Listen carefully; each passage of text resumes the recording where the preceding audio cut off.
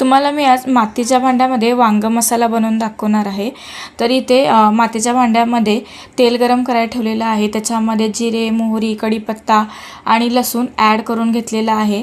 मग त्याच्यामध्ये हळद, तिखट मसाला आणि धना पावडर ॲड केलेले आहे। त्याच्यानंतर हे खोबरं आणि कांद्याचं वाटण आहे। याच्यामध्ये आलं, लसूण, कोथिंबीर सुद्धा टाकलेली आहे।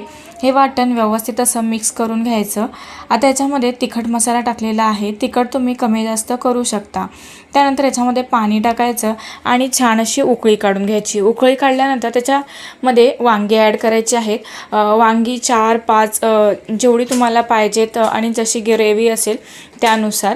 त्याच्यानंतर याच्यावरती झाकण ठेवून एक 5 ते 10 मिनटं स्लो गॅसवरती तसंच ठेवून द्यायचं आणि अधूनमधून याला चेक करत राहायचं।